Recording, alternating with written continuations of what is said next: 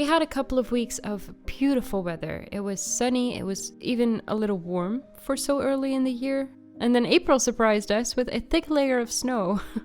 Much to my disappointment, I might add. At least this weather makes me feel a little better about working inside.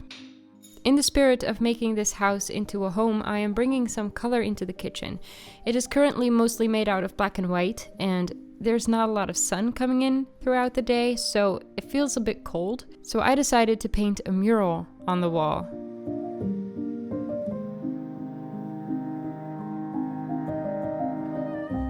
I have never painted anything of this size, so I thought it would be wise to start with something I already knew. Those who know me well will not be surprised to hear that I will be painting trees again. Now I'm preparing this wall by filling some holes. I lightly sand the whole thing and then I clean it with a microfiber cloth. It's not the most fun part of any project, but it's just as necessary for a clean finish.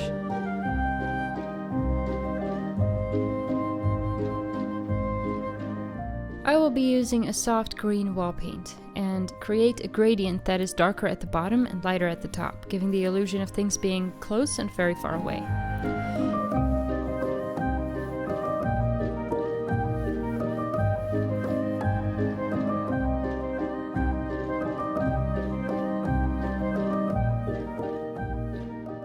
Now to blend the darker and the lighter green, I made sure that both colors were still wet, and then I used a clean wet brush to blend the two together.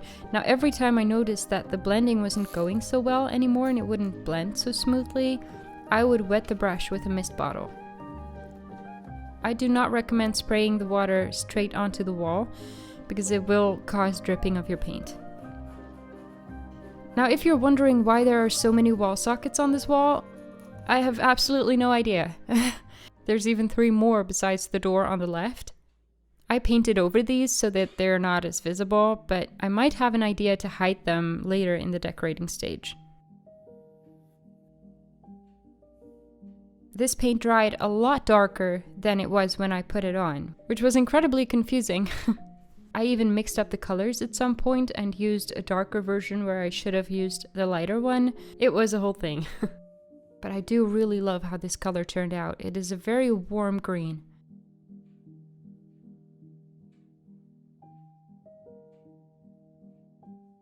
I use a small brush to paint the branches and then I use a bigger one for the leaves.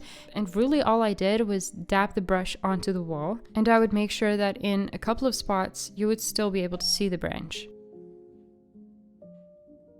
I found painting trees to be quite easy as soon as I realized that really the only rule you have to follow is that every branch becomes thinner the longer it gets.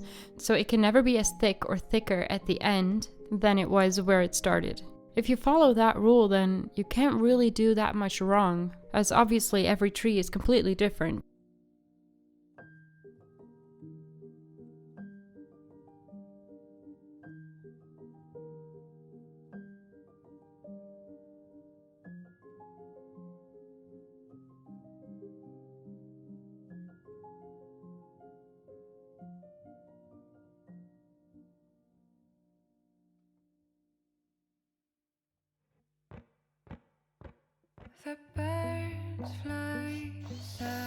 This old piece of wood was used in my previous home to hang our coats from. Now I kind of liked the rough look of it. It does need some love though, so I took off the hooks, I sanded it, and then I stained everything in my all-time favorite chestnut color that I use absolutely everywhere.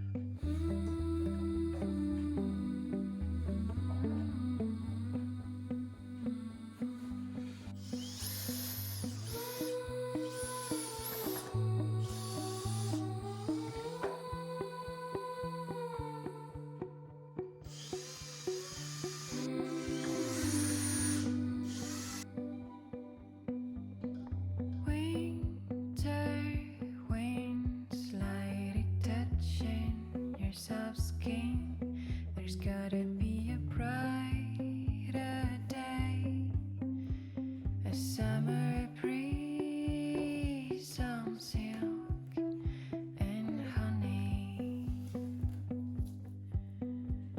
a big white horse is running through the golden doors.